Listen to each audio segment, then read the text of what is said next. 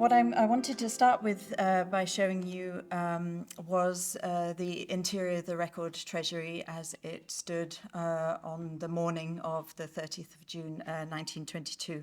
It was an extraordinary state-of-the-art repository that was built in 1867, and you can see it had 6 floors of storage here. And this is the repository here.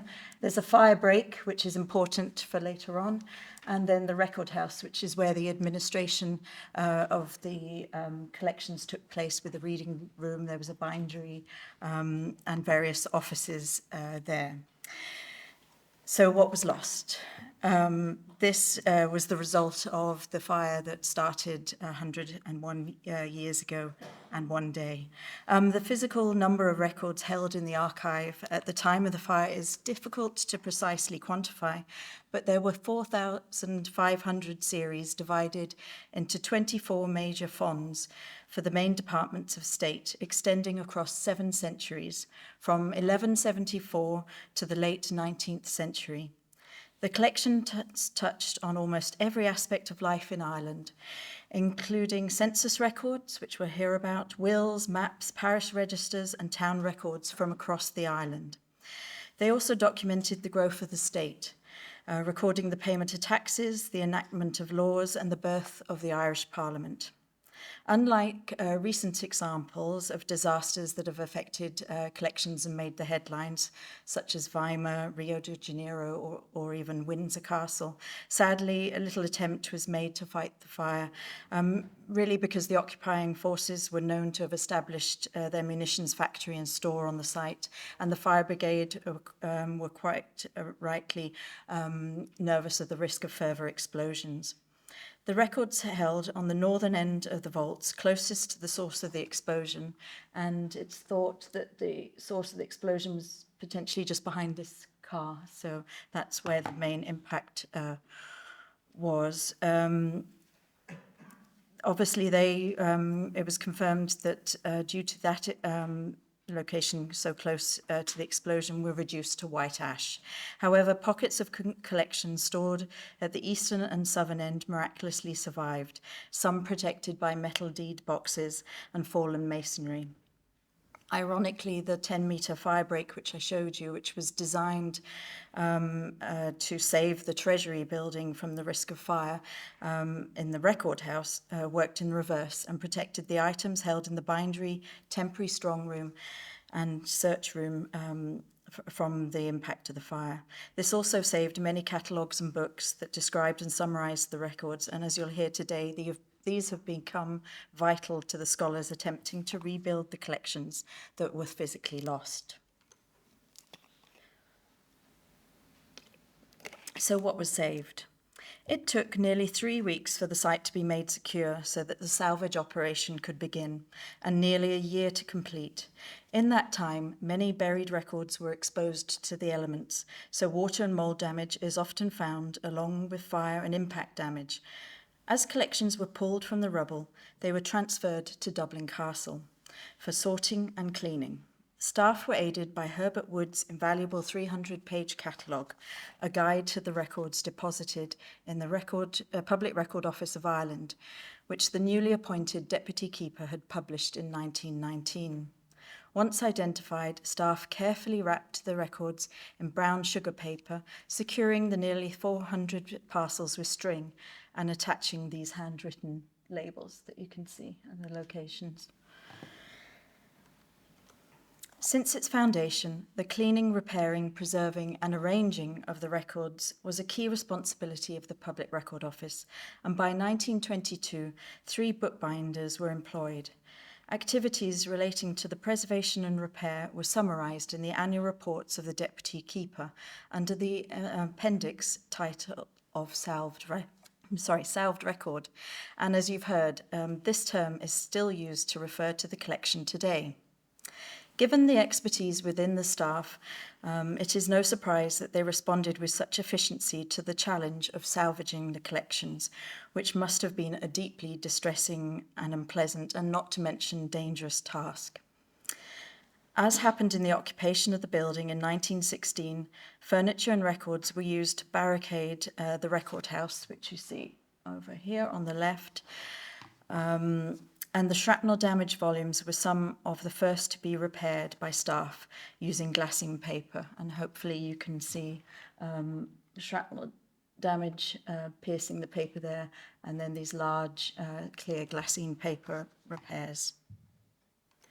Over time, however, these in-house skills were lost, and by the 1970s, external advice was sought for the treatment of one of only three surviving medieval exchequer rolls. Here we see EX3 bar 1, which dates from 1463 to 67 and lists the estrites or fines resulting from legal actions in the royal courts, which were payable to the Irish exchequer of the English king, King Edward IV. Due to its importance and rarity, and here you can see its condition before conservation with fire damage all around, and the parchment has shrunk and contracted. Due to its importance and rarity, it was sent to the Public Record Office in London in 1971 for specialist conservation. There, the fire-damaged membranes were separated, cleaned and flattened, and repaired with silk chiffon. The burnt edges of the parchment were cut away, and each membrane was inlaid with new parchment sheets and bound between green buckram covers at a cost of £220. So impressed was the Deputy Keeper by the work carried out that he petitioned the Department of Justice to find additional funding to allow an annual expenditure on restoration. However, this funding never seems to have materialised, and it's thinking about it now, it's possibly no bad thing, as we know that many of the techniques that were developed for conservation between the 1960s and the 1980s use materials such as silk, nylon and acrylic that have proved very rapidly to be irreversible and cause damage only after a few decades. A number of distinct collections were, however, conserved across the decades by contract conservators, and then the Conservation Department at the Archives opened in 2002 with the appointment of Senior Conservator Zoe Reid, who you'll meet later today. However, the majority of the bundles of records remained relatively untouched, an uncomfortable reminder of what was lost in the opening engagement of a bitter civil war. It was not until 2017, with the approaching centenary of the disaster, that the salvage operation restarted in earnest. Supported by the Irish Manuscripts Commission, two conservators spent 16 weeks condition assessing the contents of those 378 brown paper parcels. For the first time, it was possible to quantify what material had survived and in what condition. And as you can see, that we have the results.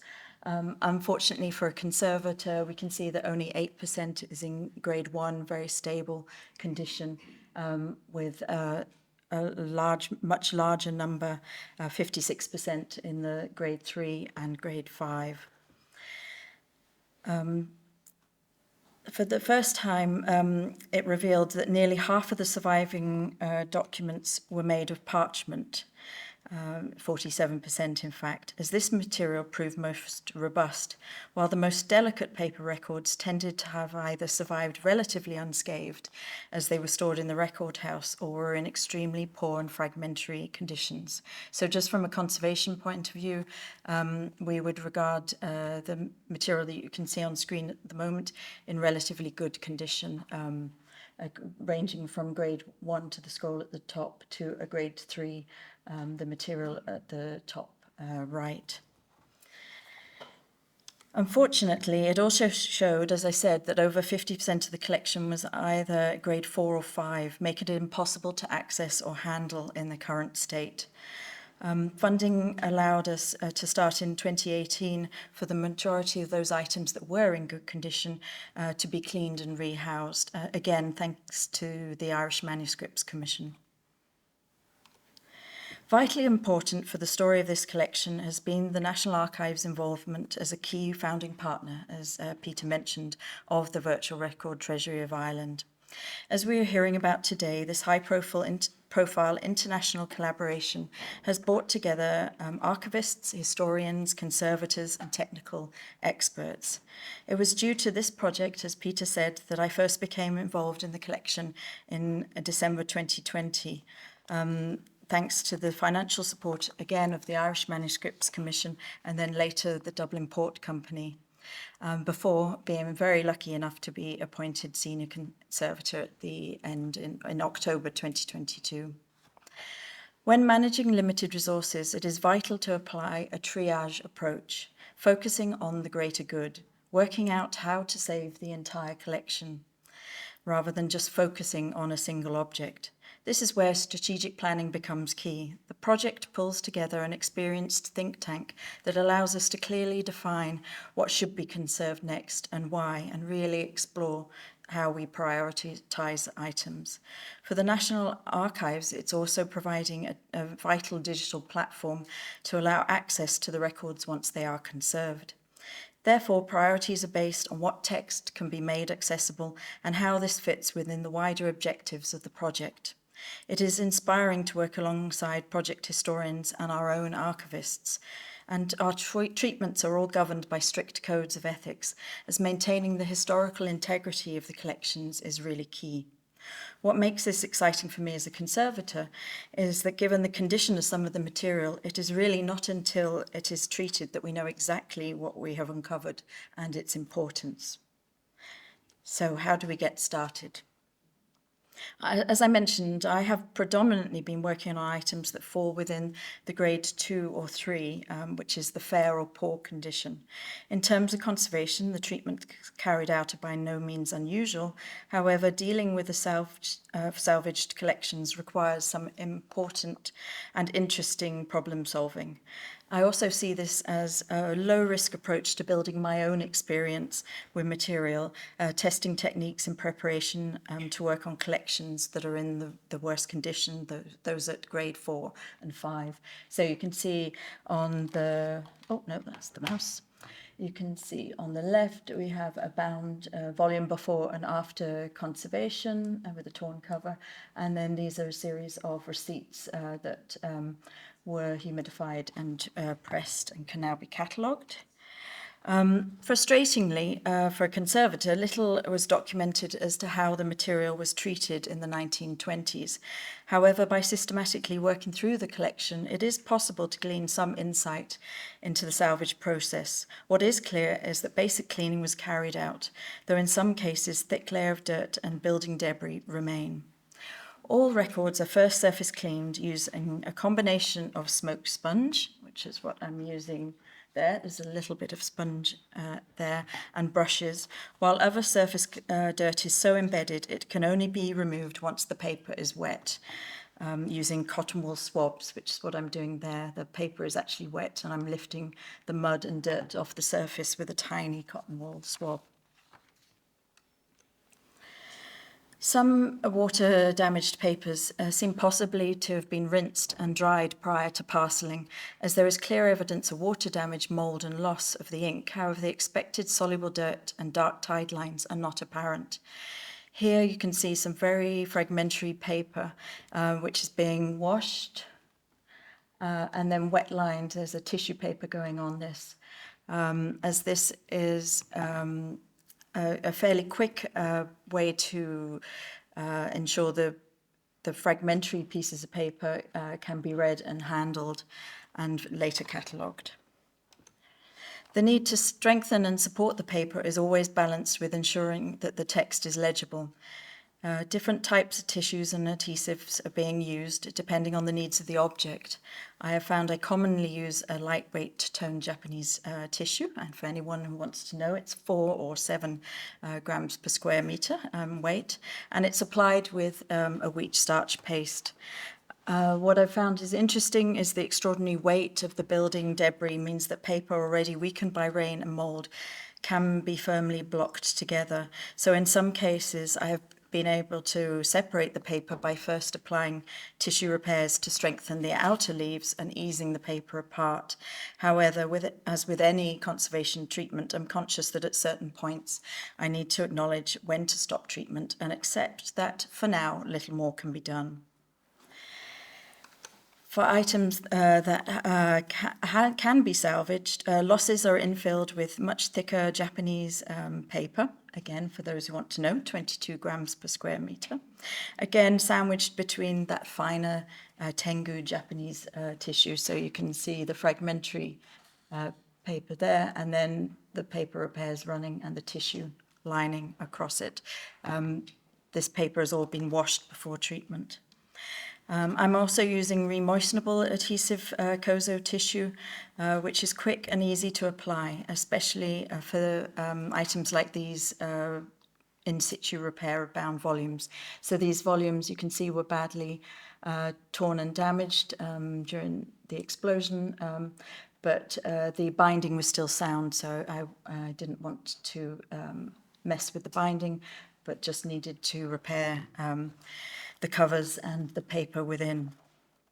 As you would expect, the majority of the salved records are creased and crumpled, and this is reduced through the introduction of moisture, either using an ultrasonic humidifier with a Perspex dome, which is a wonderful space-age looking thing here, or the much slightly less boring and clinical, but very impressive climate chamber.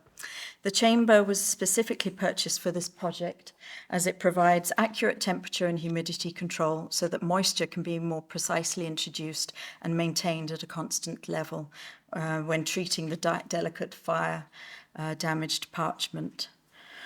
Once humidified, paper is placed between blotting paper and boards and pressed under weights, whereas for the parchment, rare earth magnets have been successfully used to dry the parchment under tension following humidification.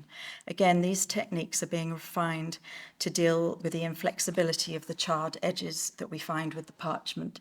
So again, this is one sheet and it's found condition, and then these are little magnets. We've got a metal base that are retensioning and allowing us to access that all-important text. And all these techniques are being refined with the view to work with this very large mid-18th century bundle of legal records in the coming year. And you can see by the hands how large this is. It's about this big, and you have to have had your porridge before you try and lift it in the morning. The experiences of conservators who have dealt with recently salvaged collections and their research is really invaluable for informing treatment processes and exploring different techniques.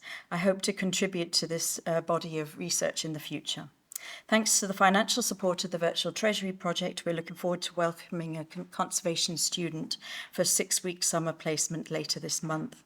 And this is really exciting because it's going to help me keep moving the conservation of the salved collections forward.